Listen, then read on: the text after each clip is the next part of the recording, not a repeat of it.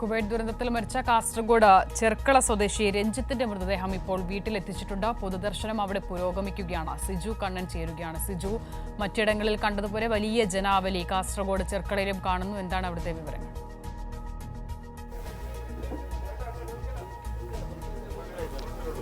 അസിത, രഞ്ജിത്തിന്റെ മൃതദേഹം ചെർക്കള കുണ്ടടുക്കത്തെ വീട്ടിലേക്ക് 8:30 എത്തിയത്. ഇപ്പോൾ വീടിന് തൊട്ടടുത്തുള്ള വീട്ടിൽ പൊതുദർശനം നടന്നുകൊണ്ടിരിക്കുകയാണ്. ആയിരക്കണക്കിന് ആളുകളാണ് ഇന്ന് വൈകുന്നേരം മുതൽ അവസാനമായി അന്തിമോപചാരം അർപ്പിക്കാൻ എത്തിയിരിക്കുന്നത്.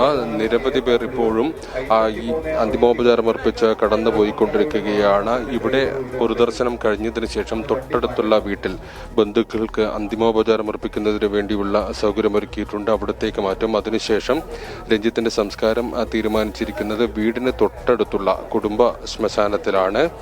ഈ വീട്ടിലെത്തിച്ച ശേഷം അവിടെ നിന്ന് കുടുംബ ശ്മശാനത്തിലെത്തിച്ച് സംസ്കാര ചടങ്ങുകൾ പൂർത്തിയാക്കാനാണ് തീരുമാനിച്ചിരിക്കുന്നത്. വലിയൊരു ജനാവലിയാണ് രഞ്ജിത്തിനെ അവസാനമായി കാണുന്നതിന് വേണ്ടി ഇവിടെ എത്തിയിരിക്കുന്നത്. നാടിന്റെ പ്രിയപ്പെട്ടവനായിരുന്നു. നാട്ടിലെ സാമൂഹിക സാംസ്കാരിക രംഗങ്ങളിലെല്ലാം തന്നെ വളരെ സജീവമായ സാന്നിധ്യമായിരുന്നു രഞ്ജിത്ത്. അതുകൊണ്ട് തന്നെ ഈ വിയോഗ വാർത്ത അറിഞ്ഞത് മുതൽ തന്നെ വീട്ടിലേക്ക് നിരവധി പേരാണ് വിവിധ മേഖലകളിൽ നിന്ന് എത്തിക്കൊണ്ടിരിക്കുന്നത്. കൂട്ടുകാരും നാട്ടുകാരുമായവർ, എല്ലാ വീടുകളുമായും അടുത്ത ബന്ധമുള്ള ഒരാളായിരുന്നു രഞ്ജിത്ത്. അതുകൊണ്ട് തന്നെ വളരെയധികം വിഷമത്തോടുകൂടി, ദുഃഖഭാരത്തോടു കൂടിയാണ് ഓരോരുത്തരും രഞ്ജിത്തിന് അന്തിമോപചാരം അർപ്പിച്ചുകൊണ്ടിരിക്കുന്നത്.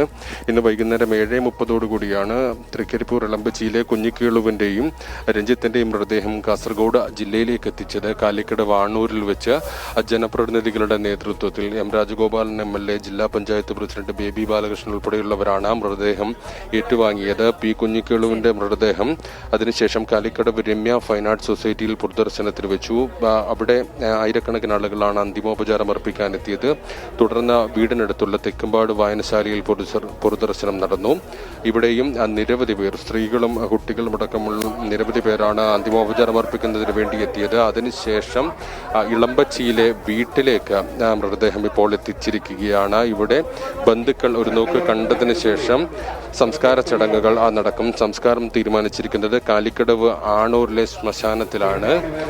9:30 ശേഷം സംസ്കാര ചടങ്ങുകൾ നടക്കുമെന്നാണ് നമുക്കറിയാൻ സാധിക്കുന്നത്. സംസ്ഥാനത്താകെ നമ്മൾ കാണുന്നത് കാസർഗോഡ് ചെർക്കളയിലെ രഞ്ജിത്തിന്റെ വസതിയിൽ നിന്നും വിവരങ്ങൾ നൽകുന്നത്. അവിടെ ഇപ്പോൾ പൊതുദർശനം പുരോഗമിക്കുകയാണ്. നിരവധി ആളുകൾ രഞ്ജിത്തിനെ അവസാനമായി ഒരു നോക്ക് കാണാനായി അവിടേക്ക് എത്തിച്ചേരുന്നു.